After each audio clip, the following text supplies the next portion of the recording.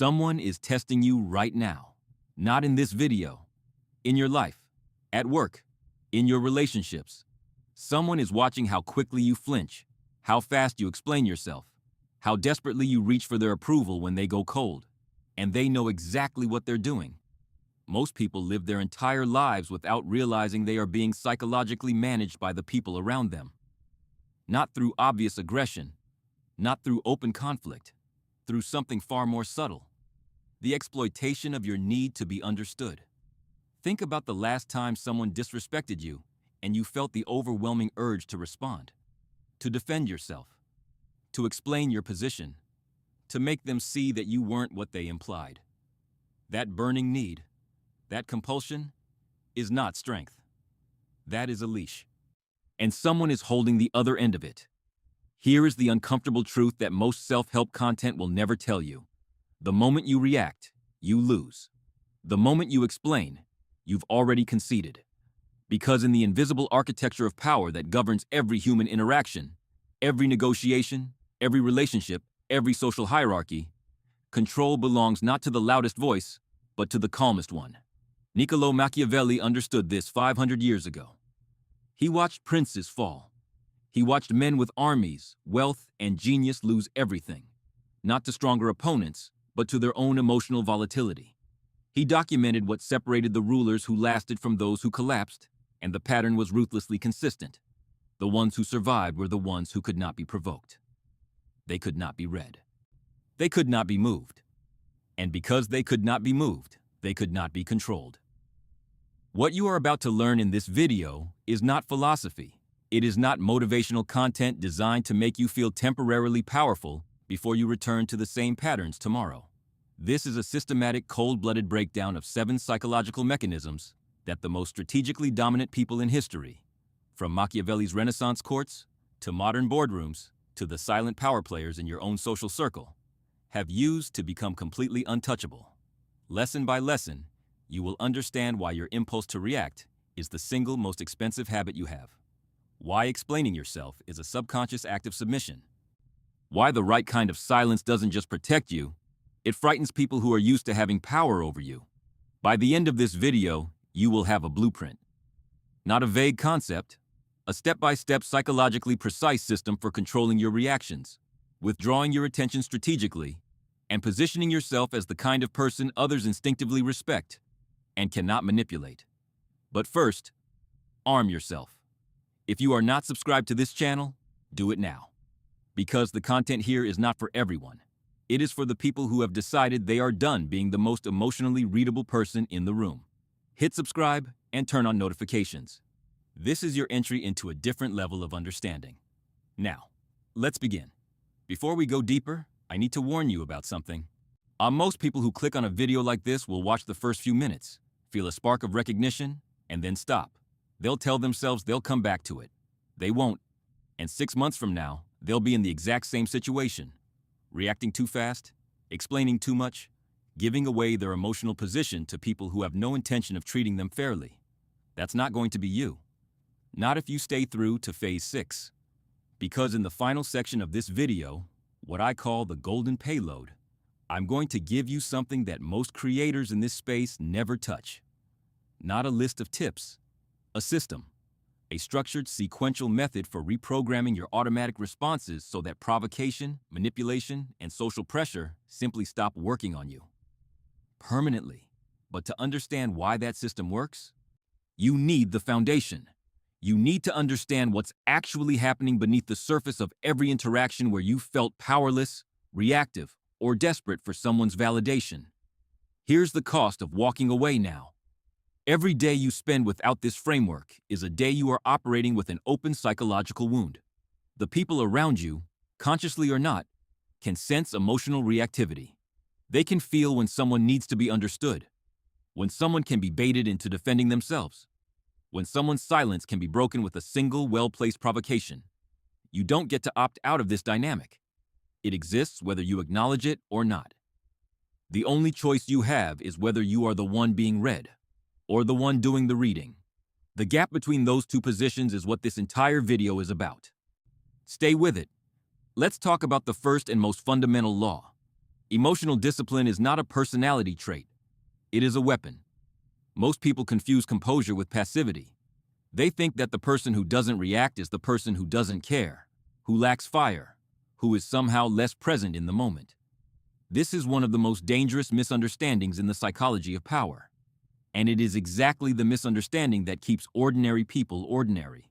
Here's what's actually happening neurologically when you react to provocation. The moment someone says something that triggers your sense of identity, an insult, a dismissal, a passive-aggressive comment, a challenge to your competence, your amygdala fires. This is the threat detection center of your brain. And it does not distinguish between a physical predator and a social threat. It processes both with the same urgency. The result is an almost instantaneous flood of cortisol and adrenaline. Your heart rate increases, your focus narrows, and most critically, your prefrontal cortex, the seat of strategic thinking, goes partially offline. In that window, which can last anywhere from 30 seconds to several minutes, you are not operating at your cognitive best. You are operating from instinct. And instinct, in a social context, almost always betrays you. You say too much. You reveal your sensitivity. You confirm exactly what the other person was probing for. A reaction. Proof that they have leverage over you. Machiavelli wrote about this with a kind of clinical detachment that is still unsettling to read. In The Prince, he observed that leaders who responded to every offense weakened their own authority far more effectively than any enemy could, because every reaction is, at its core, a confession. It tells the room, this matters to me enough to destabilize me. And once people know what destabilizes you, they own a piece of your psychology. The most strategically powerful people in history understood this at a deep level. Consider the documented accounts of Abraham Lincoln during the Civil War, a period when he was publicly mocked, caricatured, and attacked with a viciousness that is difficult to fully appreciate from a modern perspective. Political opponents called him incompetent, grotesque, a dictator, a weakling, often simultaneously. His response was almost universally the same: nothing. Or a mild, almost bored acknowledgement, followed by a redirect to the work at hand. This wasn't weakness. It was a calculated refusal to let others set the terms of his emotional engagement. Here is the deeper psychological mechanism at work when you refuse to react. You create uncertainty in the aggressor. Human beings are wired to seek feedback from the people they interact with. When you react, even negatively, you provide that feedback. You close the loop. The other person knows they landed. But when you don't react, the loop stays open. They begin to wonder, was their provocation even noticed? Are you unconcerned because you are above it? Because you are planning something? Because their status in your mind is so low that the comment didn't even register? That uncertainty is psychologically destabilizing for the aggressor. It inverts the power dynamic entirely. They came in to trigger you, and instead, they are now the ones off balance, second-guessing, recalibrating. Non-reaction is not absence of power. It is the purest expression of it. Now, the second layer. Because emotional discipline is not just about withholding reaction in the moment, it's about what you train people to believe about you over time. When someone learns, through repeated experience, that you cannot be reliably baited, they begin to recalibrate their approach to you. The subconscious calculus shifts. Provoking you stops being a low-cost option. Your composure raises the price of attempting to manipulate you. And most people, when the price gets high enough, simply stop. You become, and this is the precise psychological term for it, low yield as a target. This is Machiavellian strategy in its most practical form. You are not fighting anyone. You are not out-arguing anyone. You are simply removing yourself from the category of people who can be controlled through their emotions. And that removal alone changes your social position more dramatically than almost anything else you could do. The practice. Begin by identifying your specific triggers. Not in the abstract. Specifically, what tone of voice makes you defensive? What type of dismissal makes you scramble to explain yourself? What silence makes you anxious enough to fill it? Map these, because you cannot armor a vulnerability you haven't located. Then, and this is the cognitive reframe that makes the whole system work, stop treating your emotional response as an automatic event and start treating it as a choice. Because it is. It takes practice. But the neural pathways that produce reactive behavior can be retrained. Every time you feel the surge of a triggered response and choose composure instead, you are physically restructuring the architecture of your reactions. Over time, composure stops being an effort. It becomes your default, and that is when you become genuinely dangerous. Before we go deeper, I want to ask you something uncomfortable. Think about the last time you over-explained yourself to someone who was never going to give you the validation you were looking for. Someone who had already decided what they thought of you. You laid out your reasoning, your intentions, your context, and it made absolutely no difference. If anything, it seemed to make them respect you less. Drop that scenario in the comments. Not the person's name, just the situation. Because I want you to understand something. You are not alone in that experience, and it is not a character flaw. It is a predictable outcome of operating without a psychological framework. Now, let's talk about what that pattern actually reveals. And then let's go to a case study. Consider someone I'll call Marcus, mid-30s. Sharp, capable, well-regarded in his professional field. By every external measure, Marcus was doing well. But in the social environments that mattered most to him, his workplace, his relationships, his social circle, he operated with a persistent low-level anxiety that he couldn't fully name. The anxiety had a source, though he wouldn't identify it for years. Marcus reacted to everything, not loudly, not dramatically, but constantly. Every slight produced an internal scramble to understand, to respond, to correct the record. Every time a colleague dismissed his ideas, he found himself elaborating, offering more detail, more justification, more evidence, trying to build the case for himself in real time. Every time someone went quiet or cold in his presence, he felt the need to close the gap, to ask if everything was okay, to perform warmth until the other person's approval returned. He didn't realize that this behavior was costing him something far more valuable than he knew. The unraveling happened slowly, the way it always does. In Marcus's office, there was a senior colleague. Let's call her Diane. Diane was not overtly hostile. She was something more corrosive, subtly dismissive. She had a talent for delivering comments that sounded like observations, but landed like verdicts. A slight raise of the eyebrow when Marcus spoke in meetings. A habit of paraphrasing his points and attributing them to someone else in the same breath. Small moves. Individually dismissible. Collectively, a pattern. And Marcus reacted. Every single time. Not explosively. He never confronted Diane directly. But he responded the way most emotionally unguarded people respond, with escalating attempts to prove himself. He stayed later. He prepared more thoroughly. He inserted caveats into his speech.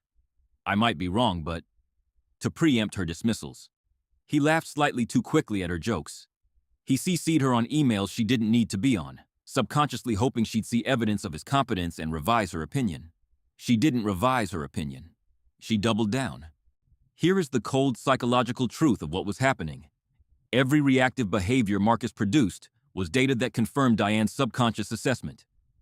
Not because he was actually inferior, he wasn't, but because the behavior itself signaled low status. Approval-seeking behavior, in the primal social calculus that human beings run automatically beneath conscious thought, reads as a confession of inadequacy. You do not seek approval from people you consider equals. You seek it from people you've already elevated above yourself. By constantly trying to prove himself to Diane, Marcus was telling her, and everyone watching, exactly how he ranked their relative positions. The physical cost was real too. He began losing sleep before meetings he knew she'd attend. His concentration fractured. He started second-guessing decisions he'd previously made with confidence, running them through the filter of what would Diane say before committing. A woman who, in any rational accounting, had no authority over his life, had colonized a significant portion of his cognitive bandwidth. This is what unchecked reactivity does. It doesn't just cost you in individual moments. It restructures your inner life around other people's reactions. You become an emotional satellite, orbiting whoever holds the most psychological leverage over you at any given time. Your sense of stability entirely dependent on signals you cannot control. The social consequences compounded quietly. The team, over time, began to take their cues from the prevailing dynamic. Humans are social creatures with finely tuned status detectors. When they repeatedly observe person A attempting to win approval from person B and repeatedly failing, the subconscious conclusion is not that person B is being unfair. It's that person B must be the higher status entity. Otherwise, why would person A keep trying? Marcus had accidentally campaigned against himself, not through incompetence, through the visible, relentless need to be seen, understood, and validated by someone who had decided, at a subconscious level, to test exactly how much he needed it. The breaking point came during a quarterly presentation. Marcus had spent 3 weeks preparing a strategy proposal that he knew was strong. He presented it well. The room was receptive, until Diane, midway through, made a passing remark suggesting that the approach lacked strategic foresight. No specifics, no counter-proposal. A single phrase, delivered with the calm authority of someone used to not being challenged. Marcus did exactly what he'd trained himself to do over months of this dynamic. He stopped. He pivoted. He began qualifying his own proposal in real time, walking back points he'd been confident about 30 seconds earlier, adding layers of hedging language that transformed a clear, decisive strategy into something that sounded like an early draft. Diane had not defeated Marcus with superior logic. She had simply pulled the string, and he had unraveled on command. He got the project, but he left that room smaller than he'd entered it. And he knew it. That moment, the specific, all visceral shame of having dismantled his own position in real time to appease someone who was never going to be appeased, was the moment Marcus finally understood that his strategy wasn't working. Not because he wasn't good enough, because he was playing the wrong game entirely. Here is what Marcus eventually learned. Here is the full system.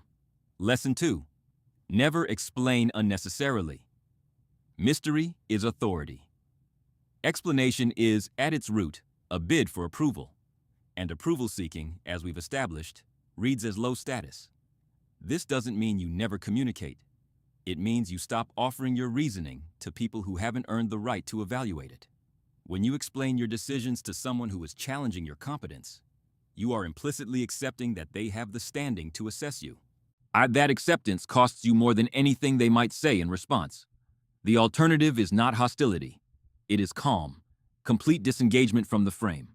A sentence that delivers a position without apology, followed by nothing. The ability to let silence sit without filling it. Diane. I think this lacks strategic foresight. Marcus, the version who had learned, I hear you. Then silence. No pivot, no qualification. No, continue. That's it. 2 words and composure. It doesn't engage the content of the challenge. It doesn't concede. It doesn't escalate. It simply acknowledges and moves forward, as if the challenge were not significant enough to redirect the trajectory of the conversation. This drives people like Diane to a state of cognitive dissonance. They expected the string pull. They expected the unraveling. When it doesn't come, they are left holding a dynamic they cannot steer. The power shifts, instantly and completely. Lesson 3. Strategic ignoring. Deny the payoff. Ignoring is not absence of response. It is a calculated denial of the reward that provocation is designed to extract. When someone disrespects you, manipulates you, or attempts to publicly diminish you, they are not just expressing a view. They are running an experiment. The experiment is, does this person have the psychological fortitude to absorb this without confirming that it landed? If you react, even calmly and articulately, you have confirmed the experiment's hypothesis. The provocation worked. You can see the result. Strategic ignoring removes the data. The experiment returns null. And behavior that returns null is, by the basic mechanics of reinforcement, our behavior that eventually stops. This is not passive. It is conditioning. You are, with precision and patience, training the people around you on what generates a response from you and what doesn't. Over time, this shapes behavior at a level people aren't even conscious of.